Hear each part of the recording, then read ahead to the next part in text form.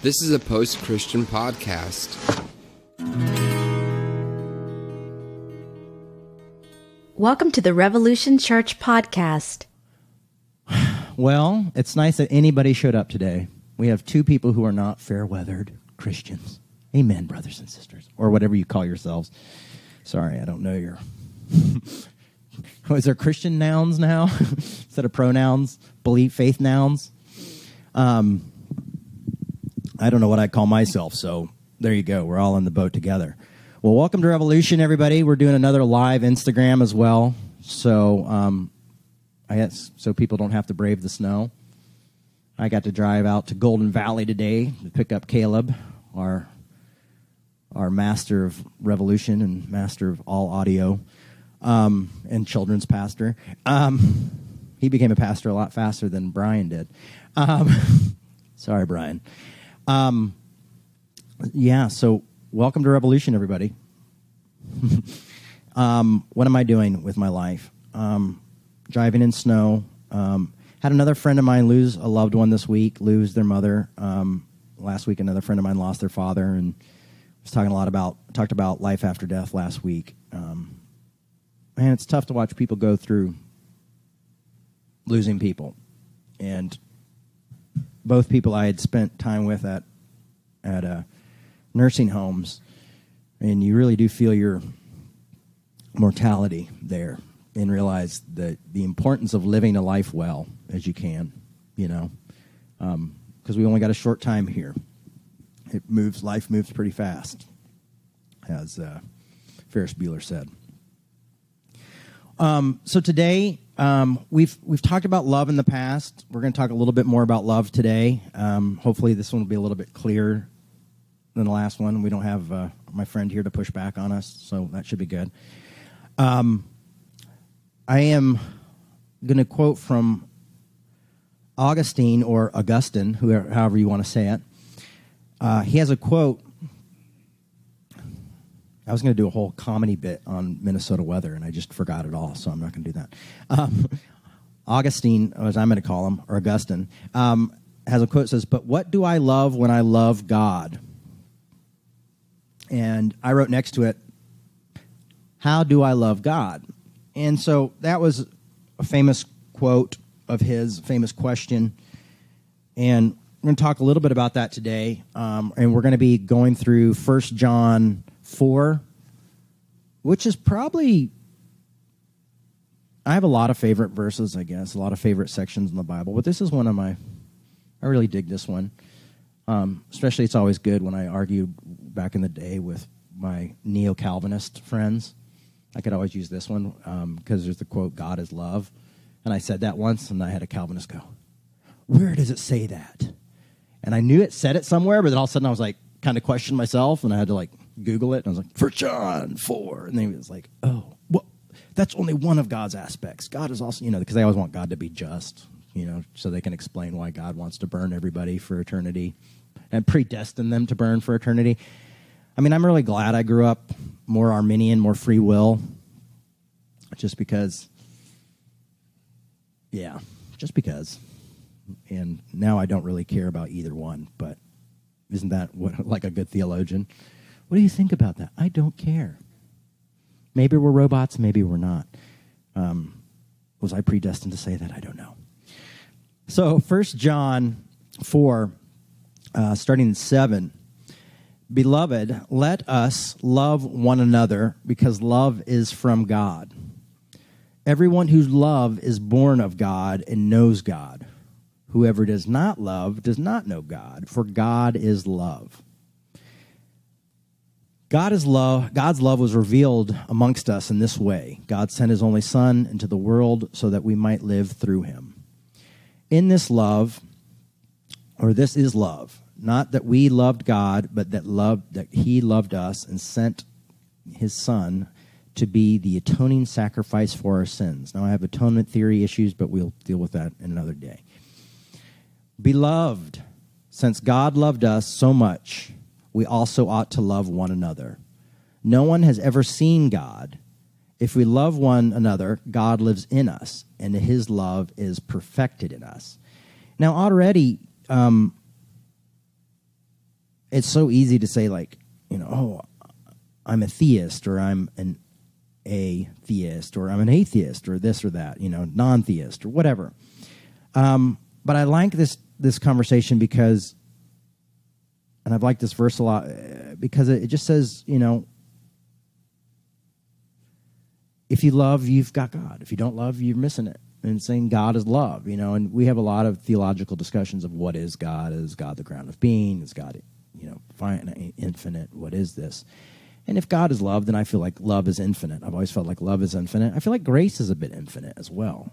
I've experienced grace recently in an old friendship that I hadn't connected with somebody in 6 or 7 years, and we just kind of lost touch. And we both were like, oh, this is weird, and but at the same point, we're like, it doesn't matter. No hard feelings. Let's just move on with our lives and reconnect. And it was like this grace and this love, and it was really cool. But you see people. I see people with all sorts of issues in their lives, all sorts of mental health issues, all sorts of different belief systems. But I see people who love. They might not love everybody, but I see them love their family. I see them love them friends. Sometimes love themselves too much. But the fact is I see that love in people. And so to me, that is the presence of something higher than I understand. And we talked about a few weeks ago, I was saying, like, or last week when we talked about life after death and what do we have? And we pass love on in a lot of people. After we die, we leave that moments and little pictures of love. And love is this contagious, infinite thing that we all carry on. And so we carry that with us and allow other people to live through us as we love and continue to go forward. So I guess what I'm trying to say is that I think everybody has an ounce of love in them. So, if you want to call that God, I think we can see God's fingerprint in every human being, whether it be someone who has a romantic relationship. Because even romantic relationships are tough. Once the fuzzy's worn off, you still have to deal and you live together and go through things, and sometimes you have to choose love, and what is that? That's something beyond us. We're finite beings grasping the infinite. Goes on to say, but this we know, that we abide in him, and I'm sorry for all the male pronouns, it's just this is the translation, and he is in us. Because he has given us of the Spirit, we have seen and do testify that the Father has sent his Son as a Savior of the world. God abides in those who confess that Jesus is the Son of God. Now, we'll get into this part. And they abide in God. So we have known and believe the love that God has for us. Now, this is where the rubber hits the road. God is love. And those who abide in love abide in God, and God abides in them. So like I was saying earlier is, I used to get people who were saying, well, this is what God is. God is this. God is that. But this is the clearest point where we get something where it's just a definite statement that this is what God is. God is love. I believe, John Caputo says God is the unconditional. And I think the reason Caputo says that is because he's wanting to really get us to go even beyond that, our own construct or concepts of love, because we all have our own glasses and concepts and constructs that we make. And so he's trying to get us to get a little bit beyond even that and go further. But love is pretty big. And what does that look like? We'll get into that in a minute. So, what is God? I ask again. Well, love. Well, what is love? Let's go into this even further because it's really good, and I'll just talk about it. I was going to try to go through it and then talk, go through it, talk, but I'll just do this. Love has been perfected amongst us in this day, that we may have boldness on the day of judgment, because as his is, so are we in this world. There is no fear in love, but perfect love casts out all fear. For fear has to do with fear of punishment. And whoever fears has not reached perfection in love. We love because he first loved us. Those who say, let's wait for that one. So let's go back. Perfect love casts out all fear. And so I was raised to believe that you've got to fear God. mean, I can find verses for you that say that. And I was reading Brennan Manning, and Brennan Manning said that we've mistranslated that.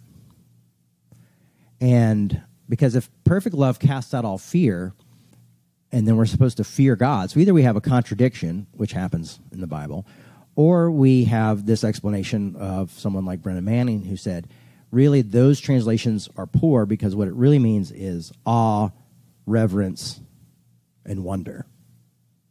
So it's this idea of not knowing something greater than ourselves. He's saying it's reverence, it's respect, it's wonder, it's not fear, it's not trembling, it's not being scared. And so love has no fear in it when it's perfected. That's pretty crazy because I love a lot of people that I fear.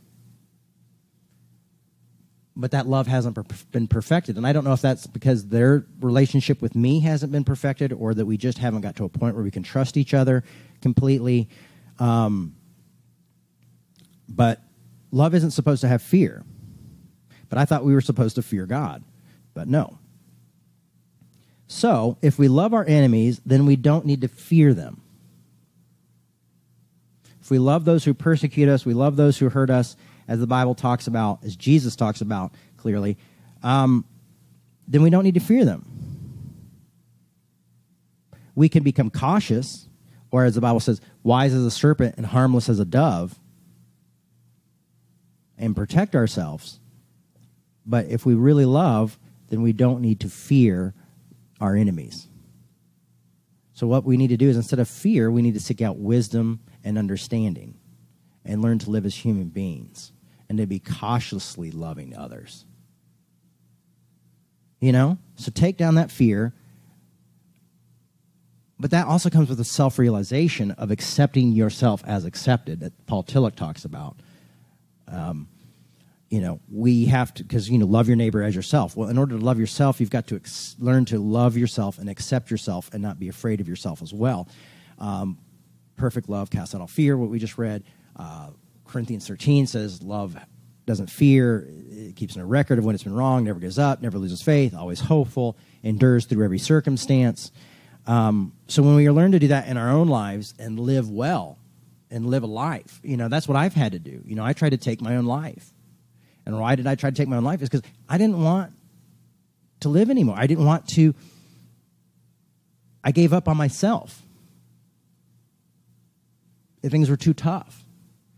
And I failed at that. And I'm so grateful now that I failed at that. Because now I want to live and now I want to accept myself. And trying to love people who don't haven't experienced me like that yet is interesting. And being myself and having to be true to them and have new boundaries and new standards and new things like that and just be like, I am what I am, and you get what you get. And I'm not going to apologize for that because I spent most of my life apologizing for who I was because I didn't love myself. But through that failure of taking my life and going through that, I've learned to love myself and accept myself and be like, this is who I am. I'm just not this person. I just tried to be what society wanted me to be. But by doing that and by trying to constantly conform, I wasn't loving myself. I was trying to match up to expectations of someone else or something else, the big other. And I just said, screw it. Can't do it. I'm not going to do it anymore. I'm just going to live my life, which is a life of love, loving myself, loving others, and saying, I'm going to take the time. I'm going to be patient with people in my relationships and my friendships to be able to sit down and say, this is who I am. Oh, I'm sorry. I'm not going to apologize for that because I'm not going to apologize for everything anymore, but I'm going to thank you for that. Or I'm going to say, I appreciate that. Or, I'm not going to be this type of person anymore. I'm not your stepping stone. I'm not your stepping stone. Was that the Monkees? I'm not going to be that anymore. I'm not going to be your footstool. I'm not going to let you crush me and everything. So self-love, coming to that self-realization really helps us a lot to get rid of that fear. I still think there's going to have to be caution, and we have to and that fear is going to creep back in. It's always going to be a part of love. But letting fear go in our relationships to love. So there's no fear in love, but perfect love casts out all fear. So that's the perfection. That's the idea. I think people like Martin Luther King Jr. really grasped that idea of fearless love. Like, I'm going to love these people no matter how mad they beat me, no matter how many times they put me in prison, no matter if they take my own life. It's important to me that these people repent. It is important to me that these people have a change of heart, a change of mind, that they come around. And, in some ways it's easy to see someone like MLK Jr. as naive, because he just loved people so much, and it cost him everything. But at the same time, look at the long-lasting, his life continues to go on. He continues to have life after death because he loved so radically. And he wouldn't say it was perfect love, but man, it was pretty close to a perfect type of love, of loving his enemies. He drew a map for me and everything I do to love people that way and to show grace and to show care. And it's tough because we've all been so hurt. We all have such different backgrounds. We all suffer from, and I'm not saying that you need to go back into I'm not saying stay in a relationship that's toxic. I didn't. I got out of the relationship. But I got 2 kids, and I still want to love this person just in a different way. But I also had to learn to love myself before I could go back and love them. So I knew how to have a conversation again, just how to be human again, and realize we are all full of contradictions. I love my dad, but man, I don't agree with him on a ton of things. And some things that, like, you see people will just be like, nope, this is my limit. And if you have limits in your life, I respect that. But what I recommend is boundaries. Have boundaries in your life, and don't let your boundaries be hate. Don't allow your boundaries to cause to hate other people, or not tolerate other people. But have boundaries that say, okay, I'm going to love from a safe distance, because I believe we can do that. And I've seen people do that. And I do that. I don't talk to my dad every day on the phone. We talk and communicate when we can, every few months. And we know that that's how we love each other. We don't allow ourselves to get into a relationship where we're constantly hurting one another or doing things like that. Why? Because we love each other. We hold our tongues. Why? Because we love each other. And then there's times where we don't. But we know that that's the right time to have the conversation and to have the argument and to have a good argument because we love each other. And if one of us oversteps the boundaries, we can say, hey, that hurts. I can't do that. There's been times where I've picked up the phone, called my dad, and said, Dad, you can't have people who are anti-LGBTQ on your show. It hurts me.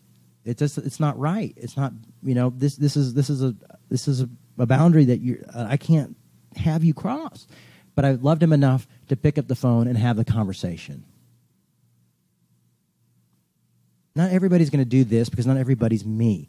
But I'm just saying, this doesn't happen overnight. It says love perfected in us. We'll never be perfect at it, but it's a perfection and perfecting something and learning something. Is if you're a guitar player, you have to continue to play and play. If you're a skateboarder, you have to go and skate constantly. If you're a tattoo artist, you got to draw, tattoo. I've got some friends who've won awards and everything, but I got one of their first tattoos, and if you looked at it, you would be like, oh, what the hell is that, and I'm like, even one of my friends won this big award. I was like, yeah, you better hope I don't send any pictures of my tattoos to them. They'll be taking that award back. They couldn't even draw a straight line or a crooked line. But over time, they learned through their craft to perfect it, to get better and better. And we all have to work on that, and we all have different times. So I'm not saying that we all have to be perfect at love. That's not even the question, but when I'm trying to put that out there is because I know some of you probably feel like church is this place where you come in and where you're judged and you're told that you have to get your shit together and you have to do that. What I'm trying to say is this is a goal, to love, to have that, to love better, to love well, to respect one another. And I don't know, maybe it's too much. Maybe I'm going a little too lovey-dovey. But, I'm just taking the verses for what they say right now, for what I understand them to say. So those who have hurt us, let's think about that.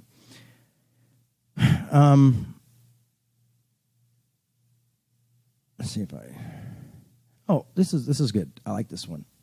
And I think a lot of people who in the church would really do well to hold on to this. We love because he first loved us. Those who say, I love God and hate their brother or sisters are liars.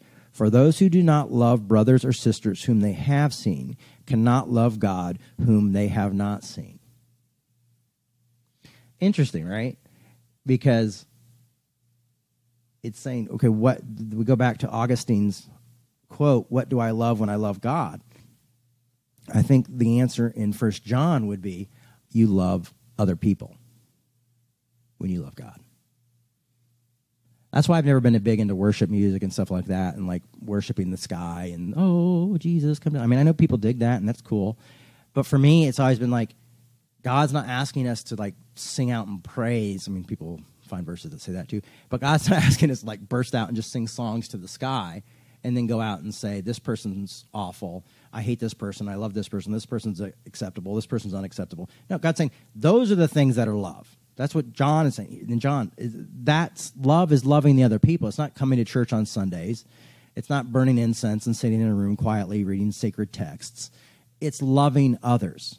What do I love when I love God? What do I love when I love the ground of being? What do I love when I love... how do I experience love? By loving. If I hate someone else, how can I love God who I can't see? And it's just so funny to me that the church has often become this like special, like, you know, clubhouse for people who have it together or follow the rules or regulations or who believe the right theology or believe the right ideas, you know, are in, and those who don't are out, you know. And when its whole saying is like, well, how can you love God then if you can't love this person who's right in front of you? If you can't love this homeless person on the street, or you can't love your LGBTQ brothers and sisters, or you can't love your conservative brothers and sisters, or you can't love your liberal brothers and sisters, or your middle independent voter brothers and sisters, you know, how can you love them? So the question then I answer for Augustine is others. How do I love God? Others. You love others. So those who have hurt us, love from afar, I talked about that earlier, or find common ground that, you know,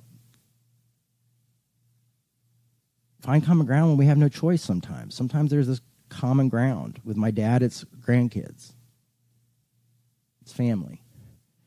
You know, since I've been talking about not scapegoating and so much, I've talked to a lot of different conservatives who've reached out to me and talked to me, and some hostilely and some not. But, you know, we've always been able to find common ground somewhere. I've worked with people who I've not always agreed with on certain important theological beliefs for me that were very important, but we found common ground. Love requires work and sacrifice.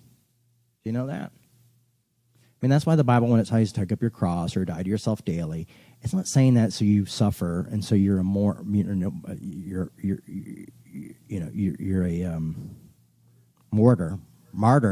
It's not so you're a martyr.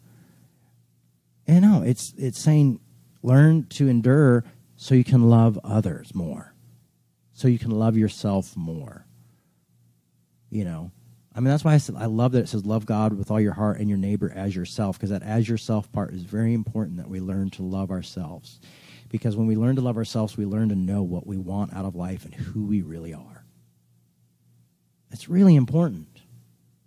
I've gone through most of my life hating myself and compromising and trying to earn that love from everybody else that was really there the whole time, that was able to love myself and be the person I'm supposed to be.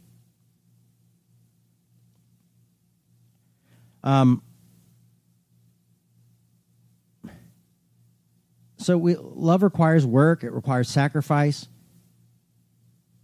and it can help us not to fear, to not be afraid constantly. A lot of my suicidal ideation was because I was afraid of the future. I was afraid I didn't add up, that I wasn't going to be a good enough dad, I wasn't going to be a good enough friend, that I couldn't live up to expectations, so I didn't want to live anymore because I was afraid that I couldn't be what I was supposed to be. And I didn't realize that the key to that was accepting myself as who I was and saying, okay, I've got it. My mom had this book years ago called I Gotta Be Me. And it was just the fact that I've got to be me. And that was honestly not a selfish idea or a selfish comment. It was me saying, oh, I've got to learn to love myself in order to be any good to anybody else, to be a better dad, to be a better co-parent, to be a better friend, to know what my theology is, to know what my belief system is, to know how to live a life well. I've got to love myself so I can give that to others because I don't have that anymore. I remember my therapist sitting me down saying, like, the things that you think about yourself, would you ever say to anybody who's in part of your church? Would you ever sit down with them and tell them that they were a piece of shit and that they were failures and that they weren't going to make it? I'm like, no. Well, why do you say it to yourself? So my Achilles heel has always been me. Hurt is a tough one.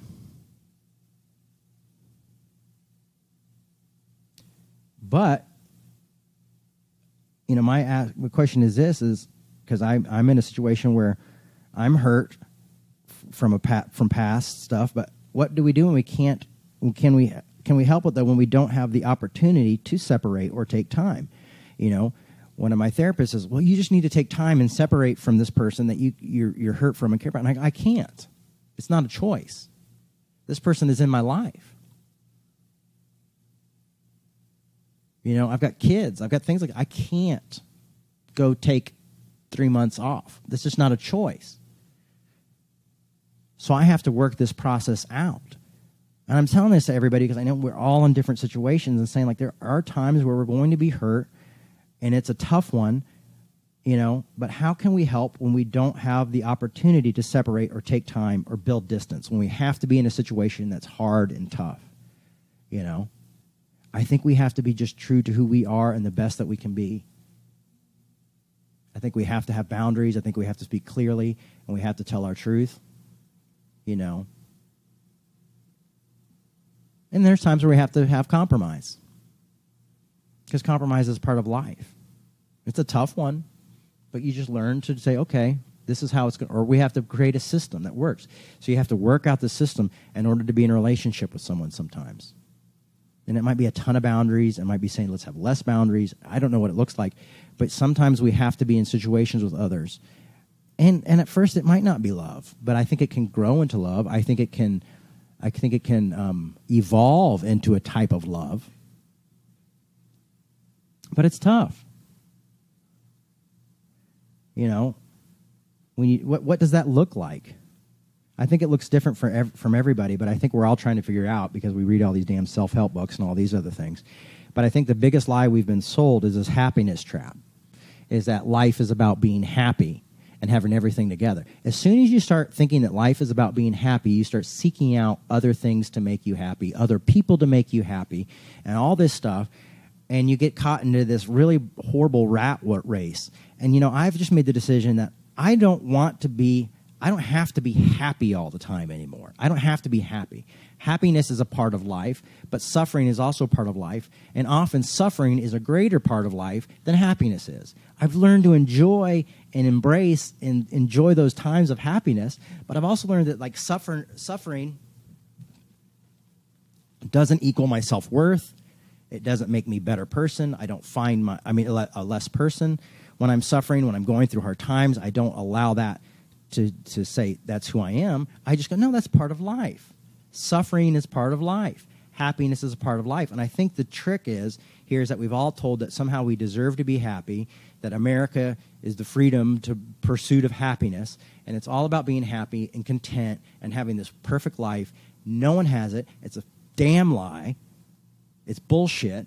And it drives me crazy that we don't embrace suffering and hard times and boring times as part of life. We're all seeking out this idea and concept of, well, I want to be happy. I want to be complete. I want you to call me this. I want to be that. I want everybody to be perfect in my world. And, it fucking doesn't happen. I wish to God it did. But it just does not happen in life. Life is hard, especially for people outside of this country. If you look all over the world is mostly people suffering and dying, and losing loved ones, losing things that are important to them. We don't get it. We don't live in a real world where we want everyone to cater to our needs, because no one is ever going to cater to your needs. If you want that, your world is going to become extremely tiny. I'm an introvert, so I understand it. People make me uncomfortable. But even in my friendships and closest relationships, I have uncomfortable, hard times. And there's times where my friends can't be there for me. And it's lonely, and it doesn't feel like anybody gives a damn. You know what? And I think sometimes people don't always give a damn because they have their own things they're going through. And learning to accept that and go, you know what? Loneliness is also a part of life. It just is. Just living in reality. Then love becomes a whole different ballgame. Love doesn't become this sweet, sappy, hippie thing. It becomes a reality. Love becomes loyalty. Love becomes maybe just someone sending you a text being like, hey, I'm thinking about you. It might be just saying like, I'm going to work a little bit harder so I can see my therapist. Just self-care. Or I'm going to learn to meditate. Or I'm going to do, I don't know.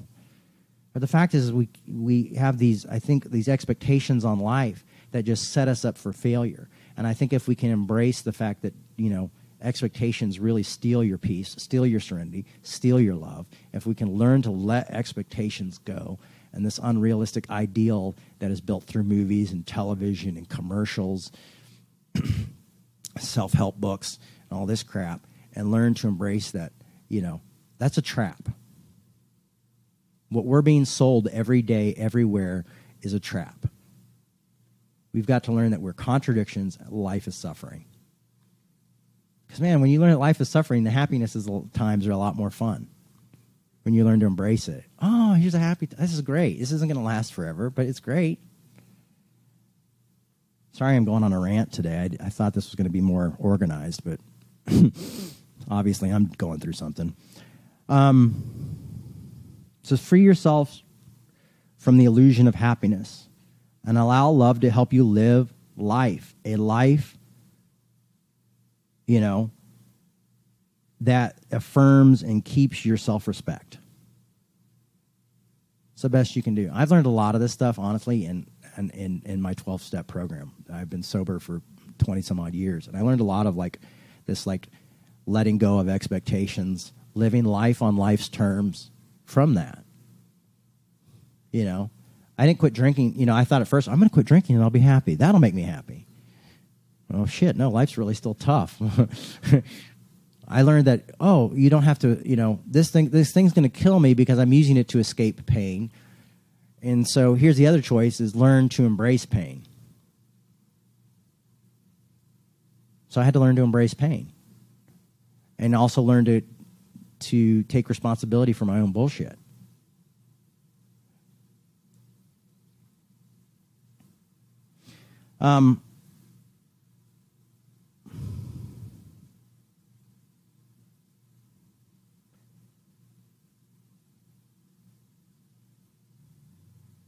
But this lesson I've learned, not just from this scripture, but I've learned from life, I've been forced to learn as part of embracing life. And part of embracing things like radical theology and pyrotheology and reading philosophy and even reading poets and listening to some musicians and artists and who have these wonderful lives, but you think they have these wonderful lives, they create wonderful art, but you see how much of it comes out of pain and hurt. And I know that the majority of my speaking and my talks, I tweeted this the other day. I was like, I can post about my new work and what I'm doing, and I get 2 likes. I'm like, y'all, I post about depression and bad days, and I get 100 likes. I'm like, y'all some dark mother effers, But then someone texts me, it's like, well, your work embraces your pain. You don't leave one separated from the other. And I have to say, if I'm happy all the time, my talks probably aren't going to be hitting home. I remember seeing Social Distortion play once. And Mike Ness goes, who wants to hear a happy song? And everybody went, woo! And he's like, we don't play no happy songs. He's like, my art comes out of pain. And so some of our best motivation, some of our best growth come out of hurt and pain and struggle. Going back to love, I guess my hypothesis today is, my suggestion is learn to love yourself and accept yourself as an imperfect human being, as a constant contradiction. So maybe you can give that to other people. So maybe if you learn to be patient with yourself, you can learn to be patient with others. You know, you learn to accept the contradictions in yourself, you can learn to accept the contradictions in others. You can take the road less traveled. When I say take the road less traveled, and I mean that's when loving your enemies and loving those who hurt you, and seeing people's worth, finding the little tiniest bit of worth to continue to love a person through. I mean, seriously, like this is how I'm going to love this person. I'm going to find this, and I'm going to love them. And I'm just going to have to do it. And I give grace. And so when I say take the road less traveled, I'm going to tell you what. I'm going to be honest with you, real transparent with you right now. I take the road less traveled. And I have friends of mine who are very angry with me because I still love people and I tolerate a lot of bullshit. But I'll tell you what it is. It's grace. It's not being naive. It's not that I like to be hurt.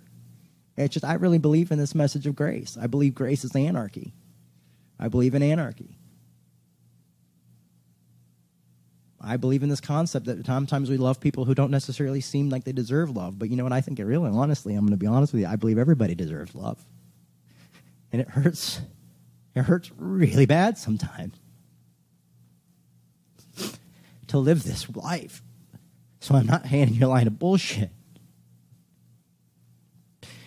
It hurts a lot to not have your love reciprocated. It really does. But screw you. I don't care. I'm going to do it anyway. And I'm going to cry about it, and I'm going to hurt about it. I'm going to deal with it. But that's what I'm going to do. Because you know what? A lot of people loved me when I didn't know how to love myself.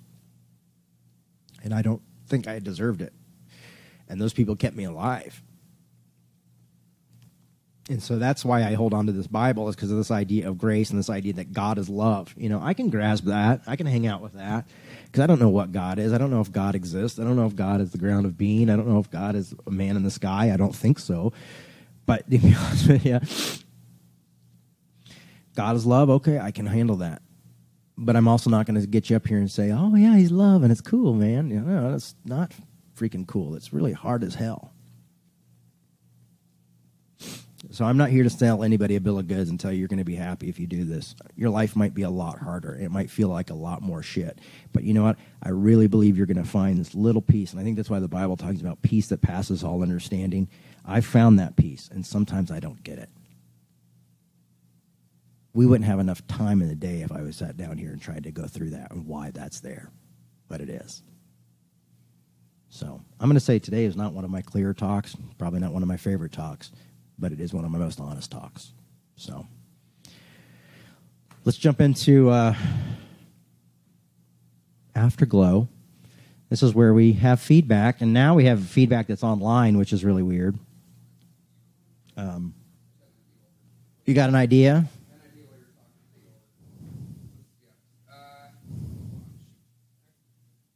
I think we have 2 listeners. Okay. Oh, yeah. Sorry. I'm getting lots of hearts. That's nice. Anybody here got a question? Are we recording? Any afterglows? Thoughts? Questions? Comments? I really appreciated your talk today.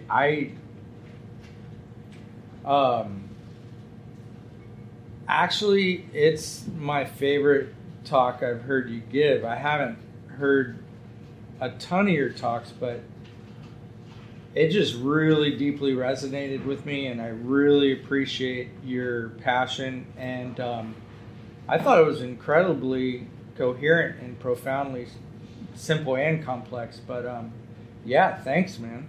Oh, thank you. That's nice to hear. It's funny when you work on these things, you don't know really what's going to come out sometimes.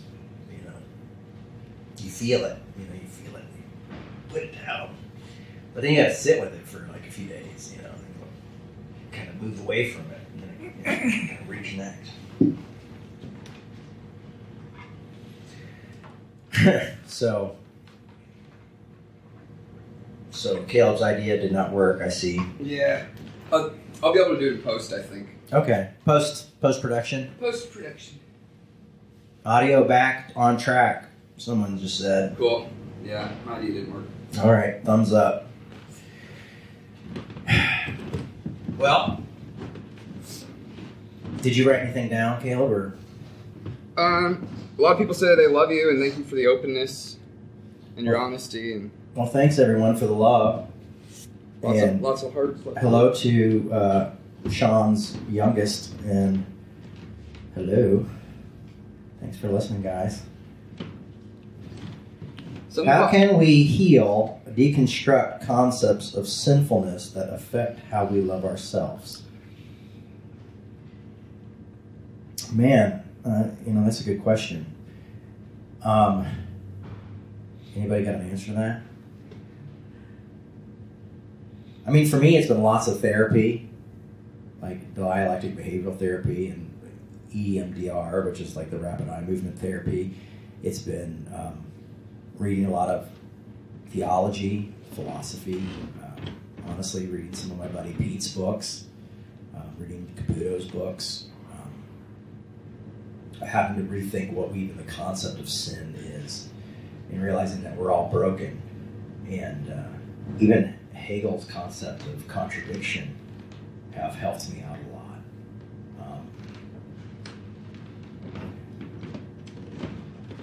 Going through some really tough times has helped me out a lot. Caleb, do you have any thoughts on that?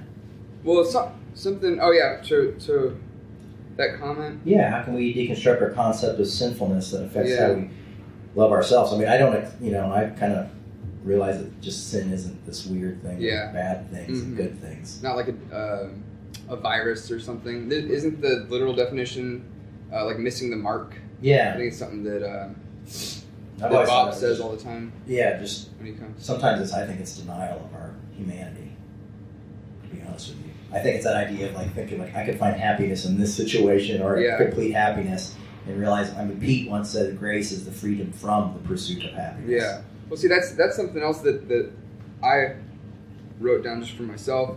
The idea of like when you're talking about sobriety finally bringing you happiness kind of thing, and that's something that you specifically talked about, I think, like 2 weeks ago, just about having a sacred object. Like, once I get this thing, I'll be happy. Once I find this relationship, I'll be happy. Or if I get this new job, then I'll be happy.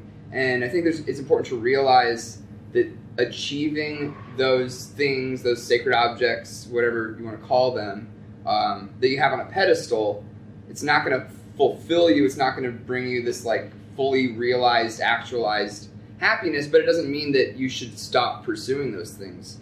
Because it's like, well, sobriety will finally bring me happiness. You get sober, and then you're like, oh, well, I'm not fulfilled like I thought I would be. It doesn't mean that you should stop pursuing and working at sobriety, in that specific example. Yeah. Or at, I don't know, having a family or things that that might fall within the realm of the idea of the American dream. It's not that those things are bad things, but putting them on a pedestal, I think, is where it gets kind of dangerous and tricky, I think. Because I think you can swing to one extreme and say, well, since nothing's going to make me happy, then why even try?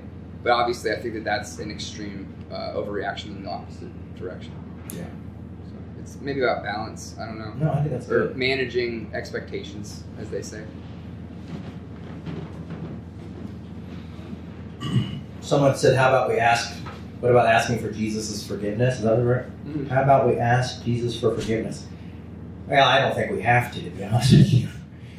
If it's something that, honestly, that I think we're all forgiven.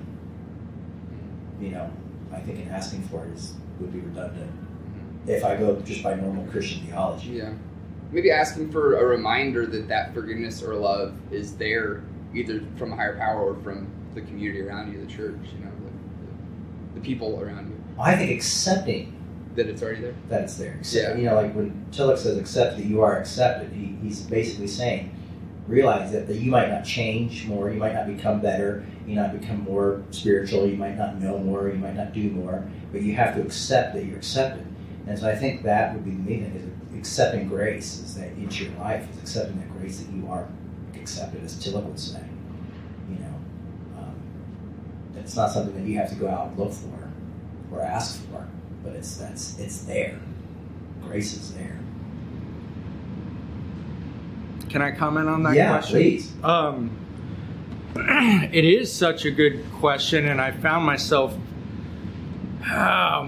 for decades just in the process of deconstruction and cognitive dissonance, and the whole idea of sin and forgiveness is the most simple answer for me as far as self-love in regards to the conflicts between the traditional evangelical or American idea of sin. I guess it applies to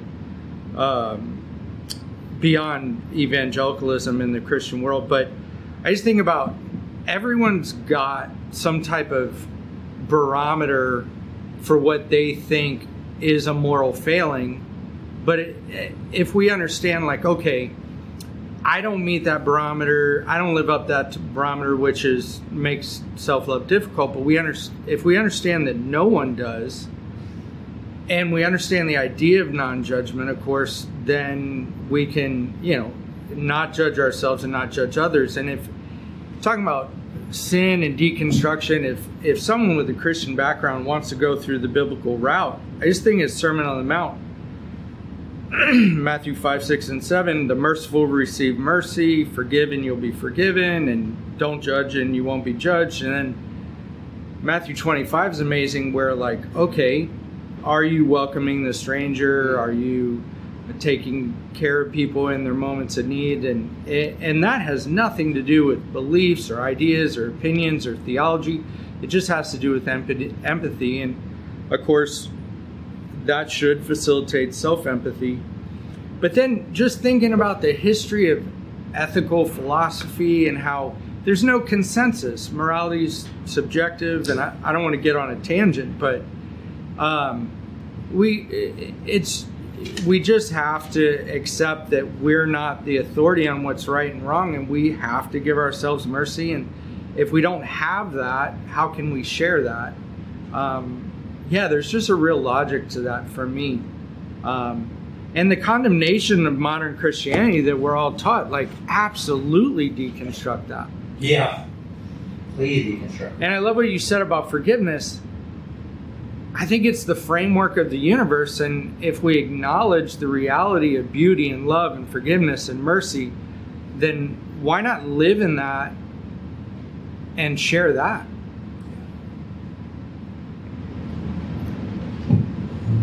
I can add something else too about forgiveness. And, with the question of asking Jesus or somebody else for forgiveness, I think I agree with that you're already forgiven, so you could ask, but it's kind of redundant.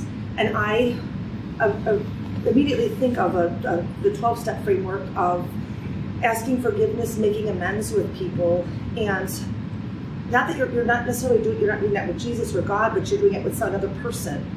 And how hard that is. That's such a hard thing to do. And I feel like you also have to accept when you're asking for, if you're going to do that with another person, you have to accept whatever their response is. Yeah. Which is very hard. And ultimately, at the end, you can't control that response. And then to look at why you're doing that, and you're doing that act of, or you're asking for forgiveness for yourself, really. And to change your own behavior and your own, what's going on with you. I feel like that's a big part of my understanding of forgiveness. Yeah, I mean, my therapist said, I really want to say this, and to somebody, my therapist was like, okay, well, why do you want to say this, and what do you expect to get out of it? Because really, if you just want to say it, then that's okay. But if you have expectations for what they're going to say back to you, then you're setting yourself up for disappointment. And can you accept that? Can you say your piece and accept whatever response you get? I was like, oh, that's right. Yeah, I'm going here with an ulterior motive. So I have to check, like, what are my motives here for even going to this person saying, blah, blah, blah. What if they say, piss off, or what if they say no? Can you accept that? And I had to learn to go, okay, well, how do I accept that? I thought somebody wrote something, I thought this was important just to read. Our friend over here wrote, the hardest part is not necessarily setting boundaries with others, but rather with ourselves about loving others. I think that's pretty good. That's for me. Because I know people in my life who've set boundaries in their own life, and that, so I've not always been about setting boundaries with others. It's just not really how I've always worked. I have maybe a few boundaries here and there, but setting boundaries with myself has always been the issue. Even with like knowing that another person has boundaries, like, okay, well, how do I love them with their boundaries? Because their boundaries are so different than mine. So I don't even know how to love them, so I have to develop a whole new way to love this person now that I can't love them the way I would want to be loved. So really, I have to learn how to evolve my own way of loving others. So I think it's a great quote. Oh man, we're getting some more. Oh, someone said, "Yay, thanks for sharing, y'all. That really helped." I think it was helping. Someone wrote, personally, I think the creator surrounded Jay with great friends last year while in battle with depression. Looking forward to seeing whom the next tattoo will be dedicated to. Yeah, I'm going to get all sorts of people's names tattooed on me. No girlfriends or wives. Because it's the only superstition I have anymore is that I believe that's a curse. But besides that, friends, sure. Of course, then maybe they'll stop being my friends. Well, they can make a tattoo. That was my hope with Pete, but it hasn't worked yet. Personally, I think, the creator surrounded Jay with great friends. That's really nice.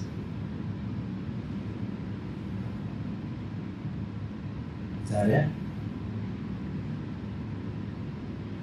That was great. That was some great feedback.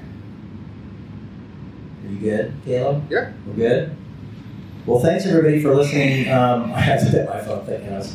Thanks everybody on Instagram for listening. We appreciate it having you here. Tell your friends to join us in this Unorganized Religion podcast. And thanks everybody for coming today. All right. Oh, should I mention? Yeah, might as well. Well, I'm going to mention it. Revolution is a nonprofit, and we survive by donations. And honestly, the past few months have been a little tight, and we'd like to get Caleb on staff as well. So we're going to try to raise some funds. But if you like what we're doing, you go to revolutionchurch.com and donate there. And we've got PayPal and all that good stuff. So yeah, we need your support. If you love our work and you appreciate what we're doing, please support us financially. We could really use it. Or if you can have like a microphone or two. Or if you have a microphone. People can see our audio setup. This is all we're working with here, y'all. So yeah, so we can use microphones and audio equipment and all sorts of stuff. So we might just put out a needs list soon. We're also looking for somebody who might have experience in raising funds because I've pushed away so long because of my family history that I might need some guided direction on how to properly raise some funds to keep this church going. But thanks everybody for listening. We love you a lot and appreciate you. We'd like to remind you that our ministry is supported 100% by listeners like you. To make your 100% tax-deductible donation today, please visit revolutionchurch.com/donate. You can also learn more by clicking the donate section on the website. Hi, I'm Caleb with Post Christian Podcasting.